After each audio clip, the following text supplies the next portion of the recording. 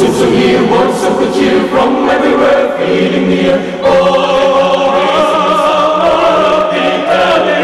hey, everyone, people sing song of good cheer. Christmas is here. Ding dong, ding dong. Merry Christmas! At mga kapuso, 2 araw na lang at Pasko na. At ngayong araw na rin po ang inyong last chance para manalo ng mga bigating papremyo sa ating UH Christmas Papremyo. Kaya tutok lang dito sa unang hirit at manalo ng mga exciting na pamaskong regalo tulad ng ating Bonggang Kitchen Showcase. Para makasali sa UH Christmas Papremyo, i-text lang kung sinong unang hirit host ang may suot ng UH Santa hat ngayong araw. Siya ba ay C, letter A, Lynn, letter B, Monica, letter C, Susan? Just text UH, letter of answer, space, name, and address. And send to 2344 for Globe, TM, or Sun subscribers, 367 for Smart and Talk and Text subscribers. Kaya text lang at baka kayo na po maswerte magwagi ng Kitchen Showcase ngayong umaga sa ating UH Christmas Papremyo.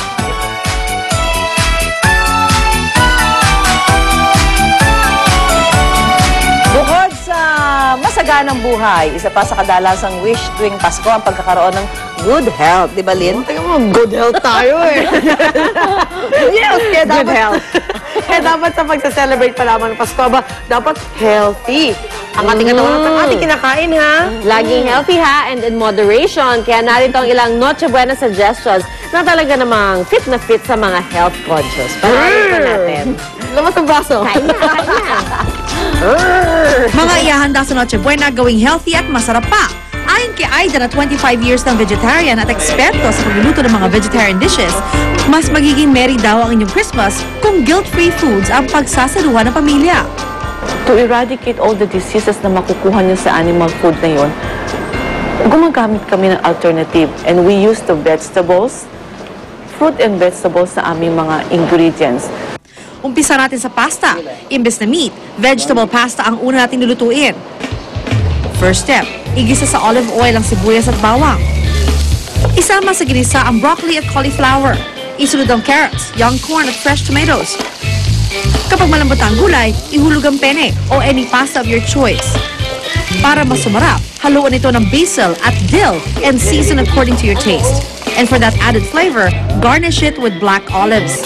Kung mahilig kayo sa kaldereta, winner itong veggie beefless kaldereta. Gamit ang veggie beef, makasisiguro kayong healthy dish ang kakainin nyo sa Noche Buena.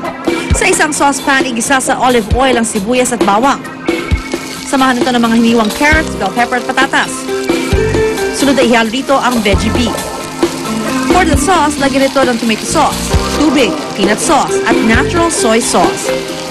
Ayan at ready to serve na ang veggie beefless caldereta. Dahil kailangan namin ng meat, we have alternative meat. We use the veggie meat na ang base nun ay mga soy or soy flour. Sunod naman ang teriyaki veggie chicken. Gamit ay olive oil, igisa ang sibuyas, bawang, bell pepper at veggie chicken sa isang saucepan.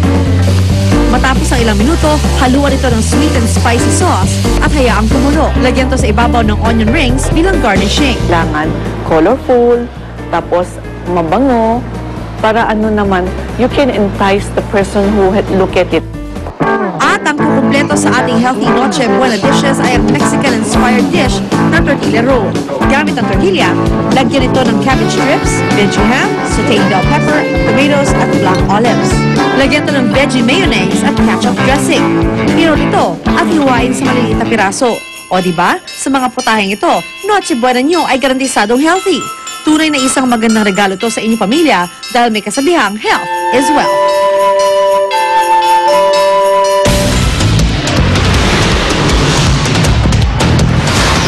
Ang mga unang balita sa umagang ito.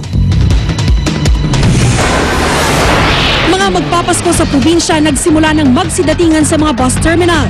Ang latest sa buhos ng mga pasahero aalamin live.